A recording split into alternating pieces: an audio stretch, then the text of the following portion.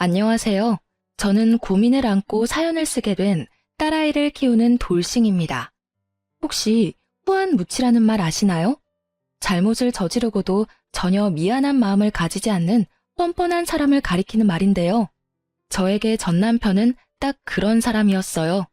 그런 사람이랑 왜 결혼을 했냐고 물으신다면 그때는 콩깍지에 쓰였다는 거 말고는 답할 게 없네요. 사랑에 빠지면 눈이 먼다고 하잖아요. 제 눈이 정말 너무 심하게 멀었던 것 같아요. 저와 남편은 여느 커플처럼 소개팅으로 만나 사랑을 키웠어요.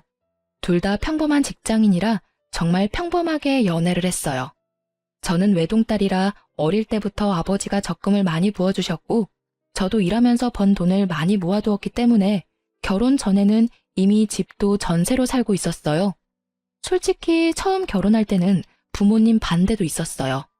남편은 집을 할 생각도 없이 제가 살던 전셋집에서 그냥 살면 안 되냐는 식으로 말했고 저도 굳이 돈 들여 이사 가는 것보다 그게 나을 거라고 생각하기도 했거든요. 그런데 아버지가 자기 돈으로 아무것도 안 하려는 남자 인정 못한다며 마지막까지 반대를 하셨죠.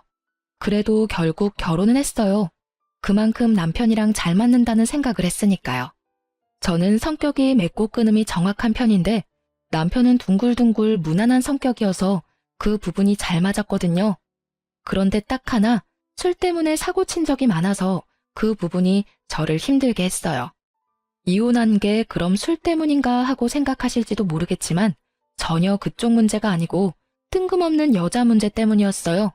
결혼 기념일이 3번을 지난 어느 날이었어요. 술만 마시면 연락이 없는 남편을 기다리며 TV를 보고 있는데 남편이 제게 전화를 한 통 하더군요. 짜증나는 마음을 꾹꾹 눌러 담아 전화했더니 경찰서라는 대답과 함께 남편을 데려가라고 하시더군요. 술을 너무 많이 마셔서 도로에 누워있다가 결국 경찰서에 신고가 들어가는 바람에 거기 가 있더라고요. 경찰서 갔더니 완전히 깔라가 돼서 인사불성이 된 남편이 의자에 누워있더라고요. 그나마 술 주정이 없었으니 다행이었지. 주정까지 했으면 한 대 패고 싶을 만큼 쪽팔렸어요. 부랴부랴 경찰서까지 남편 데리러 온 건 좋았는데 폰이 꺼져버렸더라고요. 저는 자기 전에 폰을 충전하는데 남편 데리러 여기까지 나올 줄 몰라서 충전을 잊어버리고 있었거든요. 결국 제 폰을 쓸 수 없으니 콜택시도 부를 수 없었어요. 남편 폰이 생각나서 콜택시를 부르려고 버튼을 누르는데 뭘 잘못 눌렀는지 이전 화면이 뜨더군요. 그리고 그 화면을 본 제 눈을 의심할 수밖에 없었어요. 남편이 웬 여자와 같이 있는 사진이었어요. 거의 껴안고 있는 데다가 서로 입술을 맞대고 있는 사진이었죠. 게다가 위에서 아래로 찍힌 각도로 보니 여자가 남편 다리 위에 올라가 있는 상태였어요. 그걸 보고 제정신 유지할 수 있는 여자가 이 세상에 있을까요? 그런데 얼굴을 확인하고 더 열이 받아버렸어요. 바로 남편이 자주 만나러 다니던 동네 누나였거든요. 이 여자를 제가 경계 대상에 넣지 않은 이유는 처음에 사귈 때 가장 먼저 소개시켜준 사람이었거든요. 동네에서 어릴 때부터 친하게 지내던 누나라며 결혼한 사람이라고 하기도 했고 나이가 남편보다 6살이나 많으니 바람을 필 거라고는 상상도 못했거든요. 절대로 연애 상대는 아닐 거라고 편하게 생각했는데 그 생각이 이런 참사를 불러온 것 같아요.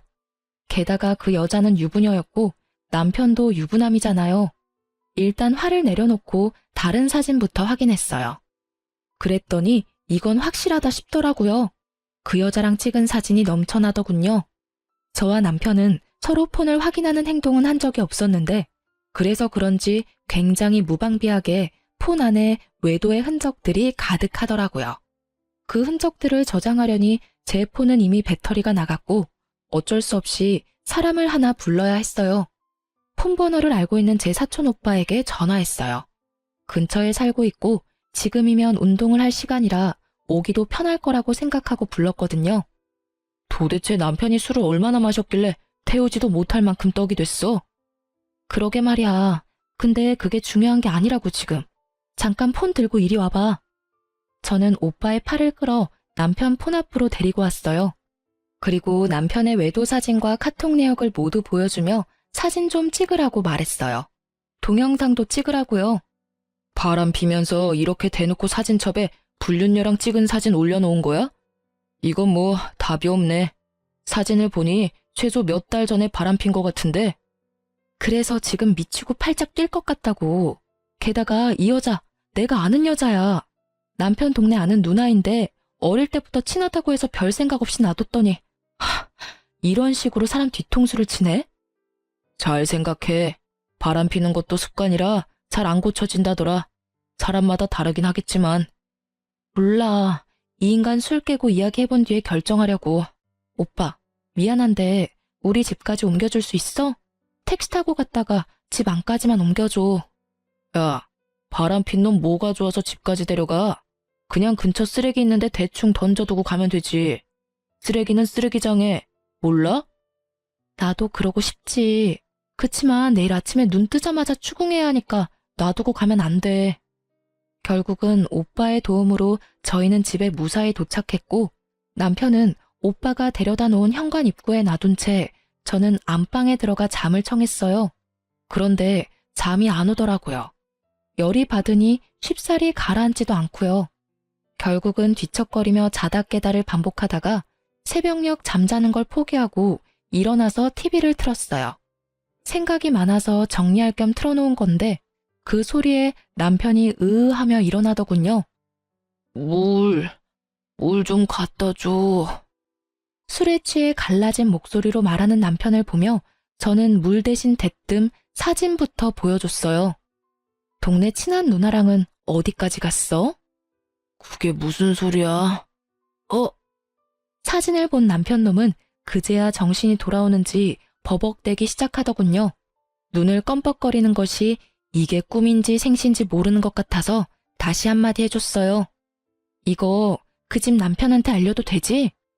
그 말 한마디에 숙취로 쓰러져 있던 남편놈은 벌떡 일어나더니 바로 무릎을 꿇으며 고개를 떨구더라고요. 미안해. 절대로 그 집에 알리면 안 돼. 내가 다 정리할 테니까 제발 그러지 마. 절대로 그런 짓 이제 2번 다시 안 할 테니까. 절대로 하면 안 될 짓을 왜 했어? 그리고 숨기려는 노력도 하나도 안 했더라? 왜? 나한테 들키고 나하고 이혼하고 싶었던 거 아니야?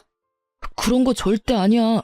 그냥 우리 사이가 예전 같지도 않고 그러던 차에 술 마시고 한 번 일이 그렇게 됐었는데. 한 번이 아니지.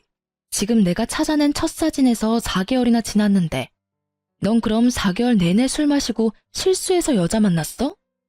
그런 말이 아니고 어쨌든 입이 10개라도 내가 할 말이 없어. 앞으로 절대 그러지 않을 거고 인연 싹 끊을 테니까 제발 한 번만 참아줘. 남편놈은 손이 발이 되도록 빌었어요. 저는 그런 남편을 보며 한숨이 푹 나왔어요. 이걸 용서해야 하나 말아야 하나 고민했지만 결국은 용서하기로 했어요. 대신 한 가지 조건을 걸었어요.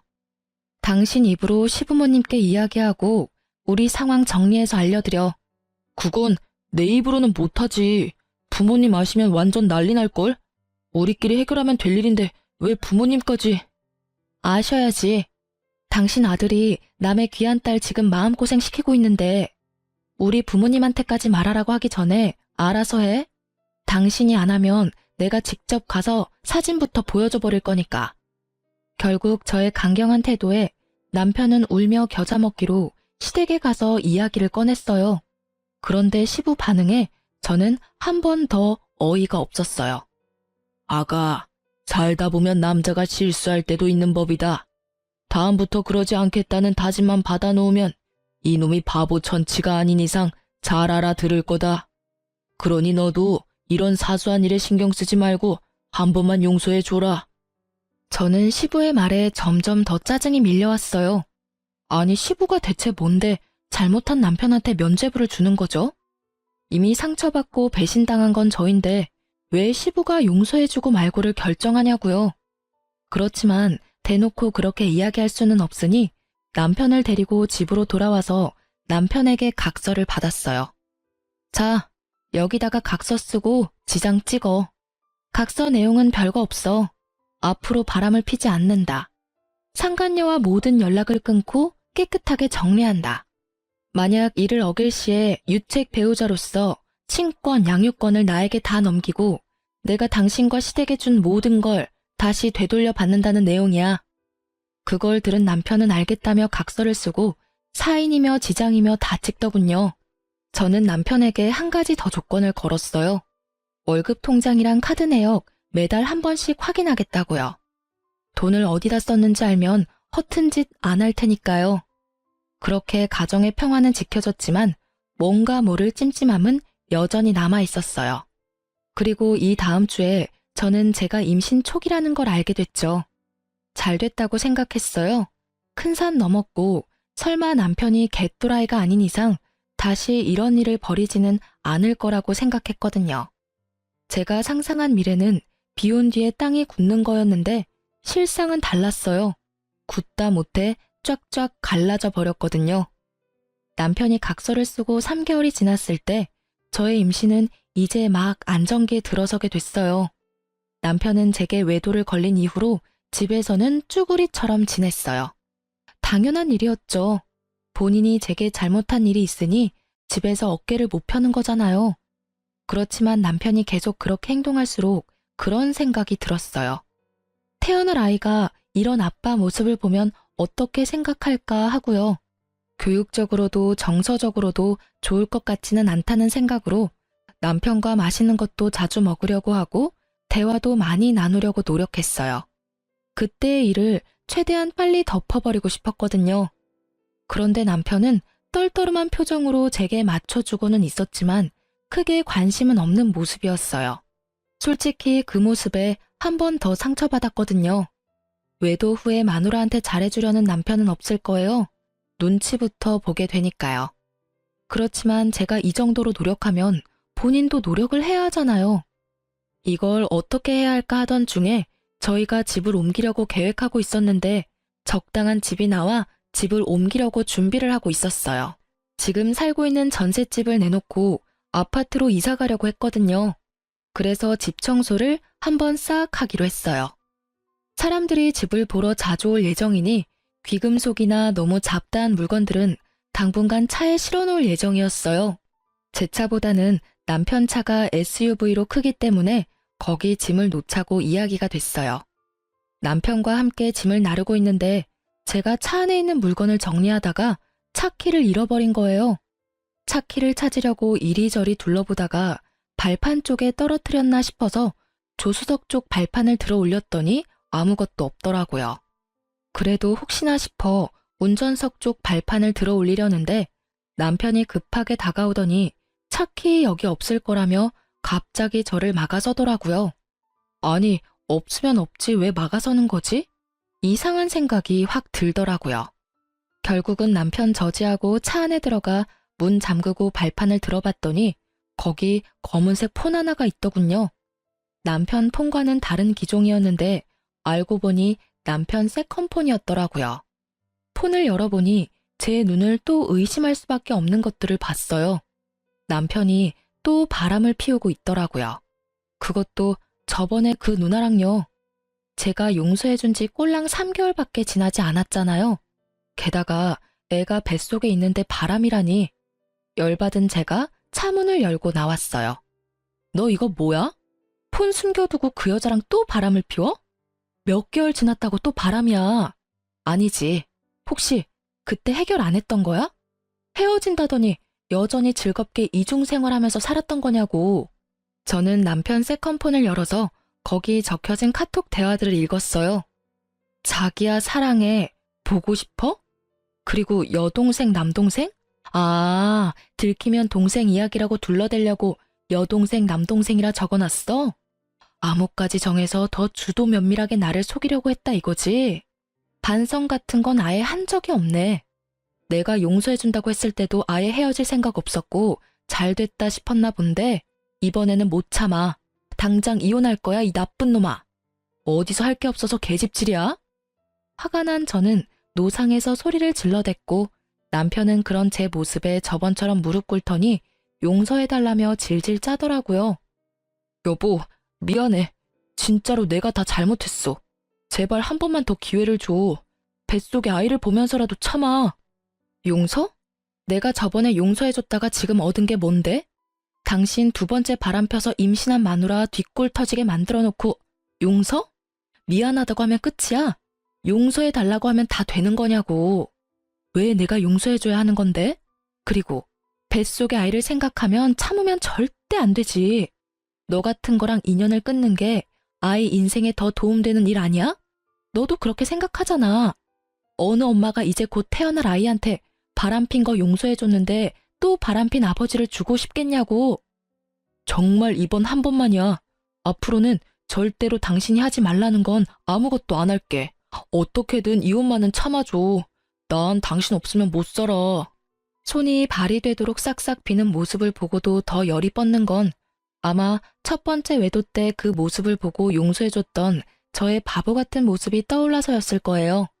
저에게는 이 남자에 대한 믿음이 아주 조금도 남아있지를 않았어요. 저러고 또 바람 피겠지. 2번이면 3번은 쉽겠죠. 입만 열면 거짓말. 네가 왜 나 없으면 못 살아? 저 상관이 없으면 못 사는 것 같은데 이혼해 줄게. 둘이서 살아. 고작 3개월을 못 참아서 각서 쓰고도 바람핀 년이랑 계속 만나는 거 보면 그렇게 죽고 못 사는 사이인 거 내가 인정해 줄게. 그런데 우리 아이한테는 너 같은 아빠 필요 없으니까 여기서 인연 끊어. 넌 제대로 된 남편도 아니고 아빠도 아니야. 앞장서. 당장 시댁 가서 이혼한다고 말씀드리게. 열받은 저는 남편을 끌고 시댁으로 가려고 했어요. 남편이 완강하게 거부하더군요. 시댁에 알리는 게 무서웠나 봐요. 무서운 짓을 왜 했냐고 윽박 지르려다가 참았어요. 이번에야말로 시댁 가면 시부에게 당신 아들이 무슨 짓을 저질렀는지 확실하게 알려주고 싶었어요. 시부가 무슨 말로 남편을 두둔하든지 간에 코웃음 날려줄 준비도 되어 있었고요. 당장 앞장서라고. 시댁 가서 정산해. 시부모님도 그간 상황 다 알아야 우리 이혼할 때 큰 문제 없을 거 아니야. 무슨 정산? 그리고 나 이혼 안 할 거라니까? 넌 이혼 무조건 하게 되어 있어. 내가 너랑 헤어질 거라고 결심했으니까. 그리고 정산해야지. 너 첫 번째 외도 때 각서 썼잖아. 당신과 시댁에 준 모든 걸 되돌릴 거라고. 나 그거 받으러 시댁 갈 거야. 알지? 아버님 차 내가 빌려드린 거.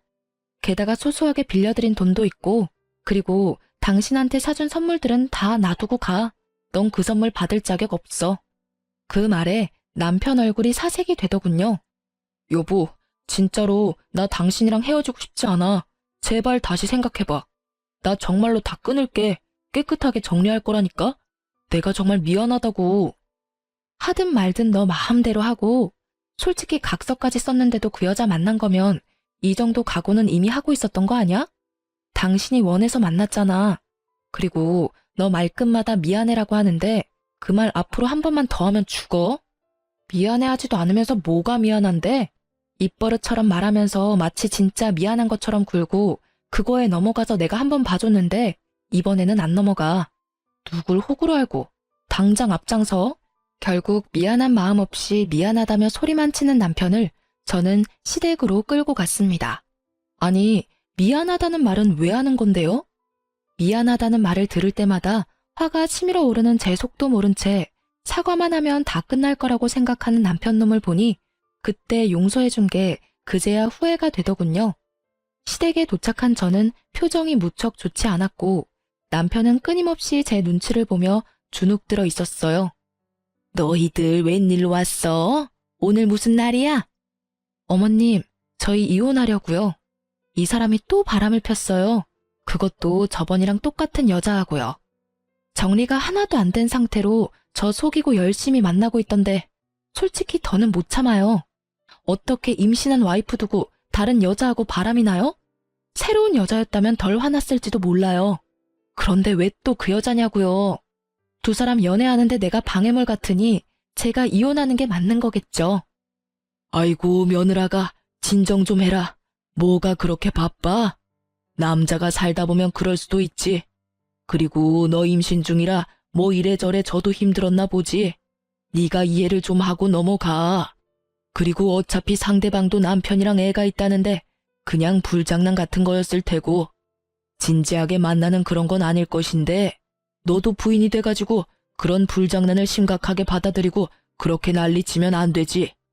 뱃속에 애도 있으니 흥분도 좀 가라앉히고 생각을 하면. 불장난 정도가 아니잖아요. 지금 이 사람 하는 짓을 보시라고요. 미안하다고 다 정리한다고 할 때는 언제고 여태껏 만나면서 메신저로 와이프 배불러서 재미가 없네 어쩌네 그런 말 찍찍하면서 둘이서 내 욕까지 했다고요. 저는요, 임신 중에 벌써 남편 불륜이 2번째예요. 임신 중에 남편 외도 알아채는 와이프도 많지 않겠지만 2번이나 이런 짓 당하면 제가 기분이 좋겠어요? 아버님이야 아버님 자식이고 두둔하고 싶은 마음 있으시겠지만 저는 달라요. 첫 번째 용서가 제 마지막 한계 지점이었거든요. 이번에는 절대 용서 못하고 저번에 남편이 쓴 각서대로 하려고 시댁 온 거예요. 각서? 야, 너는 무슨 각서를 어떻게 썼길래 불똥이 여기까지 튀어? 각서를 보기 전까지 시부는 아주 느긋한 태도였어요. 아들놈 두둔해가면서 각서가 무슨 내용인지도 모르고 말이죠. 제가 각서를 보여주니 시부의 표정은 울그락불그락 시시각각 변했고 남편놈은 고개를 떨구다 못해 바닥으로 꺼질 것 같더군요. 아버님 쓰고 계시는 차 가져갈게요. 그거 어차피 저희 친정어머니 명의잖아요. 운전자 보험에 특약 넣어서 저희 차 몰고 있던 거였으니까 이혼하면 당연히 다시 저희 엄마한테로 돌려주셔야 하는 게 맞는 거고요. 솔직히 이런 일 없었으면 조만간 아버님 차 될 수도 있었는데 그 부분은 죄송하게 생각해요. 제 명의였다면 그것도 재산 분할에 들어가는 거였을 텐데 어머니 명의라서. 그냥 돌려주시는 게 깔끔하실 것 같아요. 제 말에 시부가 완전 열받아서 남편 등짝을 후려 패더군요. 너 도대체 무슨 뻘짓을 하고 다녔길래 집에 불똥이 튀게 만들어? 아랫돌이 간수 잘하라고 내가 몇 번을 말했어. 저번에 너 두둔해주고 잘 넘어갔으면 네가 알아서 잘했어야 하는 거 아니냐? 너 때문에 갑자기 이게 무슨 날벼락이야? 시부는 흥분해서 남편을 향해 윽박질렀고 그런 시부를 보면서 저는 웃겼어요. 왜냐고요? 아니 처음에 남편 바람 폈을 때는 자기 차 뺏길 정도로 위급한 게 아니라서 남편 용서하라고 마음 넓은 척 굴더니 결국 자기가 차 뺏길 것 같으니 남편에게 너 잘못했다고 말하는 건 도대체 무슨 심보인지 모르겠거든요. 잘못된 건 잘못된 거고 잘한 건 잘한 거라는 심플한 게 이 집에는 없는 거예요. 잘못했다고 해놓고 여전히 잘못하는 남편이랑 잘못한 걸 크게 잘못한 게 아니니 넘어가라는 시부가 정말 똑같은 사람처럼 보였어요. 결국 남편놈은 시부에게 손이 발이 되도록 빌었고요. 그런데 왜 시부에게 비는 건지 모르겠더라고요. 빌려면 저한테 빌어야 하는 게 맞지 않았을까요? 시니컬한 표정으로 쳐다보고 있는데 시부가 저한테 급조된 미안한 표정으로 말했어요. 아가, 정말 미안하다. 내가 자식을 잘못 키웠어. 내가 그런 짓 절대로 못하게 할 테니 이번 한 번만, 딱 한 번만 더 용서해 주려무나.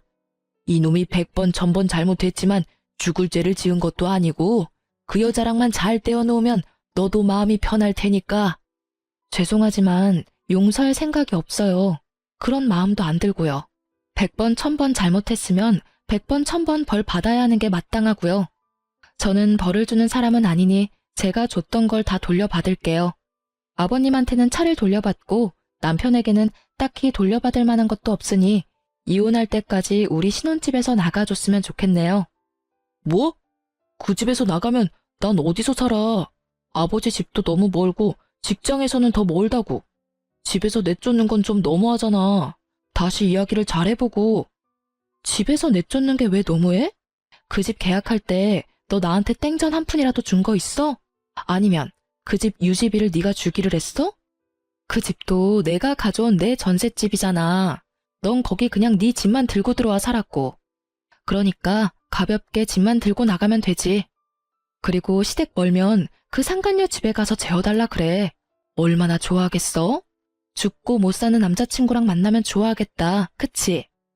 웃기는 소리 하지 말고 나 진짜로 갈 데 없다고. 집에서 내쫓는 건 너무하지. 나 절대로 그 집에서 안 나갈 거야. 내가 말했잖아. 제발 좀 들어봐. 나 진짜 미안하고 그 여자랑 완전히 다 끊겠다니까. 의심 하나 없애도록 매일 위치 추적 앱도 설치하라고 하면 하고 통장 내놓으라고 하면 그것도 다 줄게. 제발 집에서 나가라고만은 하지 마. 그 여자랑 인연을 어떻게 끊게? 저번에도 끊는다고 해놓고 못 끊었지. 아니지. 끊었는데 다시 이었나? 어쨌든 결과적으로는 두 사람이 여전히 만나고 있으니까 둘이서 그렇게 죽고 못 사는데 내가 이혼해 줄게. 둘이 같이 살아. 그 여자도 그 남자랑 이혼하면 너랑 잘 살 수 있겠네. 집도 없이 둘 다 똑같이 위자료와 상간소송비 갚으면서 잘 살면 되지. 안 그래? 그러니까 그게 안 된다고. 우리는 그렇게 깊은 사이가 아니야. 진짜 그냥 즐기기만 하는 사이였고 술 마시면 만나는 그런 사고 같은 거였다고. 제발 여보. 그러니까 술 마시면 만나는 사람이면 술을 안 마시면 안 만났을 거 아니야. 그럼 네가 술을 마신다는 선택을 한 것부터가 네가 반성을 안 하고 있었다는 거지. 뭐 깊고 낮고 그런 거 나는 모르겠고 그냥 이혼하고 양육권 친권 나한테 다 넘겨. 어차피 너 유책 배우자라 그거 다 못 가져가. 집도 없고 이제 빚만 남을 건데 뭐. 대신 애 양육비는 꼬박꼬박 보내. 남편은 대답도 못하고 그저 한숨만 푹푹 내쉬더라고요. 미안한 기색은 하나도 없이 이 상황을 어떻게 모면해야 하는 것만 눈에 보이더라고요. 아버님도 죄송하지만 그 차 돌려주세요. 안 돌려주시면 경찰에 도난 차량 신고할 테니까 알아서 돌려주시면 좋겠네요. 서로 얼굴 붉히지 않게 하면 좋잖아요. 그렇게 말하고 저는 시댁을 나왔고 남편 짐을 모조리 챙겨 시댁으로 붙였어요. 물론 제가 선물해준 고가의 물건들은 쏙 빼놓고 보냈죠. 제가 보낸 선물이 아까운 놈이니까요. 그리고 그 길로 저는 상간녀도 만나러 갔어요. 상간녀는 초조한 표정을 하고 있더라고요. 죄악감이나 수치스러움이 아닌 초조한 표정. 어차피 저랑 그 사람 바람난 거 처음 알았을 때 상간녀 위자료 소송한 거 아니라서 이번에는 소송 못할걸요? 이게 상간녀와의 첫 대화였어요. 뭘 알고는 있는 것 같았는데 아주 어정쩡하게 알고 있더군요. 바람난 걸 인지하고 3년 정도 지나면 소송을 못 거는 거거든요.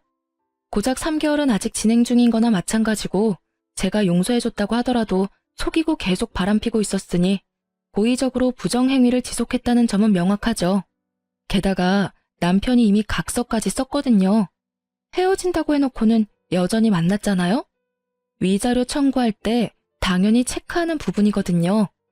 제 말에 상간녀의 몸이 오들오들 떨리더군요. 너무 가증스러웠어요. 어디서 불쌍한 척을 하는 건지. 상황으로 보면 제가 더 불쌍한 거 아닌가요? 뱃속의 애를 위해서 태교를 해도 모자랄 판에 상간녀까지 만나러 왔으니. 게다가 뻔뻔한 상간녀의 말을 들으니 더 열이 받더라고요. 이보세요. 뻔뻔하고 싶으면 뭘 좀 알고 뻔뻔하시던가. 남의 남자 데리고 열심히 놀았으면 그 책임도 같이 져야죠. 혼자 빠져나가려고 잔머리나 굴리고 있고. 어쨌든 나는 그 남자랑 이혼하기로 했으니까 만나고 싶으면 앞으로 마음껏 만나세요. 대신 저는 당신한테도 위자료 청구할 테니까 그 부분은 알아서 하시고요. 내가 상간녀니까 위자료 청구받는 거는 어쩔 수 없다고 생각해요. 그런데 집에 법원 등기 같은 건 보내지 말아줘요. 남편이 알면 곤란하거든요. 아직 저희 남편은 모르고 있고 저한테도 가족은 소중하니까. 뻔뻔함을 넘어서는 인간 실격의 태도에 저는 버럭 소리 질렀어요. 가족이 소중하다는 사람이 왜 바람을 펴요? 웃기고 있네 진짜. 당신 가족은 소중하고 내 가족은 소중하지도 않아? 이렇게 좋게 봐주려고 했더니만 자기가 잘못한 주제에 나한테 이래라 저래라 하고 난리야. 당신 지금 주제 파악이 안 되나 본데 나는 당신 용서해주러 온 거 아니에요. 솔직히 지금도 당신 남편한테 가서 먼저 이룰 수도 있는 거 귀찮아서 여기까지 와서 꼴 보기 싫은 당신 얼굴 보고 있는 거라고. 이것들이 사람이 마음 써주니까 아주 호구로 보이나 봐. 둘이 아주 똑같은 것들끼리 붙어먹어서는 당신 남편한테 지금 이야기해주러 갈까요? 바람 펴서 남의 가족 파탄낸 주제에 자기 가족은 소중하다며 등기를 집으로 보내지 말라는 상간녀 말에 완전 빡친 저는 흥분을 가라앉히지를 못하겠더라고요. 제가 열받아서 소리친 게 먹혔는지 상간녀는 아무 말도 안 하고 제 눈치만 보고 있었고요. 우편물이 어디로 갈지는 내 마음이니까 그때까지 가슴이나 졸이고 사세요. 그렇게 이야기하고 나오는데 현기증으로 머리가 핑 돌더라고요. 너무 신경을 많이 썼는지 몸이 안 좋아진 것 같더라고요. 결국은 정신력을 소모하기 싫어서 이혼 전문 변호사를 찾아가 맡기기로 했어요. 결국 이혼은 합의가 아닌 소송으로 들어가게 됐고 이혼 소송 진행하면서 상간녀 소송도 같이 진행했어요. 그리고 저는 이혼 소송 중에 딸아이를 출산했어요. 그 아이를 낳을 때 남편이 없어서 친정 어머니가 들어오셨는데 그때만큼은 정말 서럽게 울었어요. 울지 않고 버티려고 그렇게 애를 썼는데 아이를 낳은 벅참과 아이를 아빠 없이 키워야 한다는 미안함이 한데 섞여서는 묘한 죄책감과 슬픔으로 눈물이 났어요. 이번 한 번뿐이다. 오는 건 지금뿐이라고 되뇌이며 딸아이를 홀로 키웠어요. 육아휴직을 쓰고도 힘이 들어 친정 도움을 받았지만 그래도 홀로 서기는 성공적이라고 할 수 있었어요. 그런데 이혼 후 몇 개월이 지났을까? 갑자기 전 남편이 딸아이가 보고 싶다며 면접 교섭권을 써서 아이를 만나러 왔더라고요. 처음에는 이 사람도 혼자 지내면서 애 얼굴 보고 싶었겠구나 하고 마음이 좀 쓰였는데 애 보러 와서는 저한테 계속 사정사정 하더라고요. 당신 혼자서 힘들지? 내가 곁에 있어주면 진짜 덜 힘들 거야. 나 애한테도 잘하고 집중할 자신 있어. 그러니까 우리 다시 만나지 않을래? 당신도 힘들잖아. 싱글맘이 얼마나 힘든데. 내가 도와줄게. 저번 일 모두 만회하고도 남을 만큼 내가 헌신적으로 할게. 갑자기 이렇게 말하길래 이놈이 진짜 정신이 나갔나 싶었어요. 갑자기 왜 다시 만나자고 해? 그 여자랑 잘 안 돼? 상간녀가 이혼 안 하려나 보네. 그럼 더 잘 된 거 아니야? 눈치 보지 말고 마음껏 여자 만나면서 살면 되지. 그 여자는 안 돼. 나 지금 당신이랑 그 여자 두 사람한테 양육비 줘야 해서 큰일 나게 생겼다고. 나는 맹세코 그 여자애가 내 애인지는 몰랐어. 그리고 피임도 확실하게 했었다고. 언제 임신이 됐는지 모르겠는데. 여기까지 듣고 나니 그럼 그렇지 하는 생각이 들더군요. 정신이 돌아올 리가 없죠. 고작 3개월 만에 바람피는 놈인데 몇 개월 됐다고 제정신이 돌아오겠어요? 점점 썩어가는 제 표정은 아랑곳하지 않고 전 남편 놈의 이야기는 계속됐어요. 들어보니 웃기지도 않더라고요. 제가 출산한 때에 상간녀도 임신 6개월 차였다고 해요. 당연히 상간녀 남편도 제 전 남편도 상간녀의 뱃속에 있는 씨가 당연히 상간녀 남편인 줄 알았다고 해요. 그래서 상간녀 남편이 상간녀를 극진히 모시면서 살았는데 제가 그때 위자료 소송도 같이 했잖아요. 그때 결국은 상간녀 집 주소로 손해배상 우편물이 가는 바람에 상간녀 남편이 알게 된 것 같더라고요. 결국 불륜 사실을 알게 된 상간녀 남편이 뱃속에 애가 누구 애냐며 난리를 친 건 어찌 보면 당연한 일이겠죠. 그런데 상간녀는 그 상황에도 대쪽같이 뱃속의 애는 자기 남편 애라며 실랑이까지 했다고 해요. 상간녀의 남편도 애가 나오기 전까지는 알 길이 없는 데다 여자가 극구 자기 아들이라고 하니 긴가민가 했대요. 그렇지만 일단 불륜은 했다는 게 확인이 되었으니 용서할 마음은 없었나 보더라고요. 결국 두 사람은 출산 전까지는 별거했다고 하더라고요. 그 얘기를 듣는데 살짝 놀랐어요. 그 여자가 무슨 생각으로 애를 낳을 생각을 했는지 모르겠어요. 어차피 확률이 반이니까 그쪽일 가능성이 있다고 생각해서 아이를 낳으려고 했던 것 같은데 결국은 나쁜 선택이었어요. 1년 채워 애를 낳고 당당하게 유전자 검사를 했는데 상간녀 남편의 아이가 아닌 제 전 남편의 아이였다고 판명난 거죠. 결국은 전 남편은 졸지에 친자식이 둘이나 생긴 거였어요. 그리고 이후 상간녀는 남편에게 이혼당하고 위자료 갚고 있고 제게 줄 상간녀 위자료도 갚아야 했으니 결국은 전 남편에게 찾아와 붙으려던 거였죠. 애가 둘이나 생겨서 좋겠네. 그냥 둘이 같이 살면서 벌면 되잖아. 근데 왜 나랑 다시 살자고 해? 좋아하는 사람이랑 같이 살아. 이제야 마음 편한 나 건드리지 말고. 그 여자 결국 이혼당하고 나한테 왔는데 애 들이밀면서 책임지라고 결혼하자고 하는 거야. 근데 생각해봐. 그 여자 이혼당하면서 유책 배우자 돼서 위자료 내야 하는데 당신이 낸 상간녀 위자료 소송도 결국에는 위자료 지급해야 하잖아. 그런 상황에서 나한테 오면 나라고 별 수 있어? 나도 그 상간남한테 위자료 소송 걸려서 돈 내야 하는데 둘이 같이 있으면 빚더미에 앉는 거 순식간이라고. 그래서 안 된다고 했는데 내 자식이라고 결혼 안 할 거면 양육비라도 내놓으라고 난리잖아. 전 남편의 말은 이상하게도 들으면 들을수록 저를 빡치게 만들었어요. 이제 상관없는 사람이라 그런 이야기에 화를 내지 않을 때도 된 것 같은데 말이죠. 결국은 딸아이를 보러 온 이유가 양육비를 한 명분이라도 덜 내기 위해서 교섭을 하러 온 거라는 걸 알게 된 저는 참지 못하고 그 자리에서 남편 싸대기를 날려버렸어요. 남들이 보든 말든 부끄러움보다는 이놈을 그냥 놔두면 안 되겠다는 생각이 더 컸거든요. 야, 이 썩을 놈아. 네가 뭘 잘해서 지금 여기 와서 합치자는 소리를 해? 상간녀 임신시킨 게 내 잘못이야? 양육비를 두 사람한테 주려니까 아까워? 그럼 그런 짓을 하지를 말았어야지. 역시나 사람은 고쳐 쓰는 게 아니라더니. 너 제정신 돌아올 줄 알았던 내가 미친년이지. 내가 지금 무슨 생각을 하는지 너한테 알려줘? 아랫돌이 잘못 눌려서 집안 풍비박산 만든 건 물론이고 지 인생까지 스스로 나락 보내버리는 한심한 놈하고 지금이라도 이혼해서 정말 다행이라고 생각해. 알아? 네가 우리 딸 핑계대고 여기 와서 그런 말 하지만 않았어도 이 정도로 화나지는 않았을 거야. 저는 딸애가 1살도 안 되어 말을 이해하지 못하고 있다는 것에 정말 깊은 감사를 할 수밖에 없었어요. 만약 이 아이가 커서 이 한심한 놈이 아빠라는 걸 안다면? 정말 생각만으로도 끔찍해요. 딸아이에게는 차라리 아빠의 존재를 숨겨버리고 싶을 만큼이었어요. 남편 놈은 저한테 한 대 맞고도 정신을 못 차리는지 배째라식으로 누워 애처럼 떼를 쓰더군요. 몰라. 나도 지금 너무 힘들다고. 당신이 안 도와주면 파산해서 양육비고 뭐고 아무것도 못 보낼 거라고. 그러니까 당신이 좀 알아서 해줘. 그쪽이랑 다르게 우리는 부부 사이였잖아.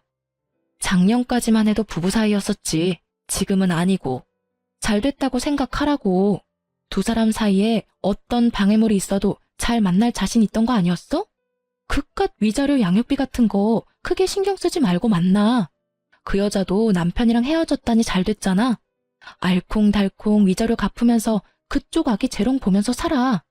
나랑 사느니 그 여자랑 사는 게 더 마음 편할 거 아니야? 전혀 마음 편하지 않다고.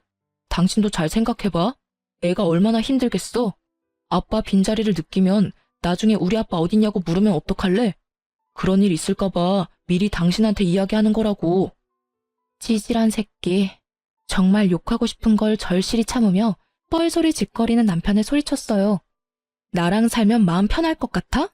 그러게 왜 아빠 빈자리를 느끼게 할 짓을 했냐고. 그랬다고 내가 당신한테 기회를 안 준 것도 아니잖아. 이미 한번 용서했으면 그때 깨끗하게 헤어졌었어야지. 그러면 이런 일 없었을 거 아니야. 그 여자 다시 만나려고 생각했을 때는 이런 일 생각도 못했지. 앞날을 좀 생각하고 살아 이 나쁜 놈아. 그리고 나는 네 상간녀 바람막이는 절대 안 될 거야. 그리고 내 새끼 양육비도 절대로 다 받을 거고. 당신이 안 주면 당신 어머니 아버지한테까지 가서라도 받아올 거니까 알아서 잘 처신해. 한 줌의 용서도 없는 제 목소리에 남편 놈은 다시 또 질질 짜며 불쌍한 얼굴로 저를 쳐다보더라고요. 미안함은 전혀 없으면서 미안하다고 말하며 지가 원하는 것만 말하는 놈이 용서를 구하는 것 자체가 거짓인 거잖아요. 이때 정말 후안무치라는 말이 딱 떠올랐어요. 표정만 미안하고 전혀 미안함을 못 느끼는 사람이 전 남편이었던 거죠. 그렇게 전 남편을 놔두고 씩씩거리며 딸애를 데리고 나오는데 정말 눈물이 줄줄 났어요. 슬픔이 아니라 분노의 눈물이요. 저딴 미친놈도 내 딸이라고 결국 면접 교섭권을 쓰면 만나게 해줘야 한다는 게 너무 싫었거든요. 전 남편놈 하는 꼴을 보니 이번 한 번으로 끝날 것 같지도 않았고 볼 때마다 저지랄 할 것 같아서 앞으로가 더 답답했어요. 솔직히 남편의 첫 번째 외도를 발견했을 때 저도 쉬운 마음으로 용서했던 건 절대 아니었어요. 외도를 겪어본 여자들은 다 그렇겠지만 그게 용서를 한다 만다의 판단이 가능한 게 아니거든요. 판단을 한다보다는 속어법이죠. 용서를 하는 것이 내게 더 나은가, 용서를 하지 않는 것이 내게 더 나은가. 당연히 제 입장에서 생각할 수밖에 없는 문제이기도 하고요. 이미 상대방은 저를 상처 주었고 그 상처는 아물지 못할 거라는 걸 아니까요. 그래도 용서했던 건 남편의 미안함이 진짜라고 믿었기 때문이었어요. 그런데 미안함도 만들어낼 수 있다는 더러운 사실을 알고 나니 마음이 아예 식어버리더라고요. 글을 쓰고 있는 지금도 저는 딸아이와 단 둘이 살고 있어요. 가끔 사람들이 재혼 이야기를 꺼내기도 하고 딸아이니까 다른 곳에 시집 가기도 편하지 않냐고 묻기도 해요. 다들 저를 생각해서 하는 말이라는 건 잘 알지만 딱히 마음이 동하지는 않아요. 사람을 만나는 건 좋은 일이고 생활에 활력이 되지만 아이를 키우면서 만나는 건 힘이 들거든요. 그리고 재혼을 할 만큼 남자에 대한 신뢰가 다시 돌아오지는 않은 상태라 당분간은 이 상태를 유지하고 있을 거예요. 아이를 키우는 재미가 쏠쏠하지만 매번 애를 만나고자 시도하는 남편을 막는 것도 힘들어요. 지금은 아빠라는 존재에 대해 아예 생각하지도 못하게 하지만 앞으로 좀 더 크면 다르겠죠. 곧잘 제 말을 따라하며 놀기 좋아하는 딸애가 어린이집에 들어가서 아빠라는 단어를 알게 되고 왜 자기는 아빠랑 같이 살지 않냐고 물어보면 뭐라고 대답해야 할지 감이 오질 않거든요. 아빠가 나쁜 사람이라고 말하면 아이에게 상처가 될 것 같고 아빠가 바쁘다고 말하면 그럭저럭 넘어갈 것 같긴 하지만 언젠가는 진실을 알게 되겠죠. 혹시 나중에 아이가 좀 커서 왜 자기는 아빠가 없냐고 물어보면 이혼 사유를 솔직하게 밝히는 게 맞을까요? 아니면 이혼했다는 것만 밝히고 그 사이의 일은 어른들의 일이라고 일축시키는 것이 더 좋을까요? 글을 읽으시는 분들의 많은 조언을 부탁드립니다. 그리고 글 읽어주셔서 너무 감사해요.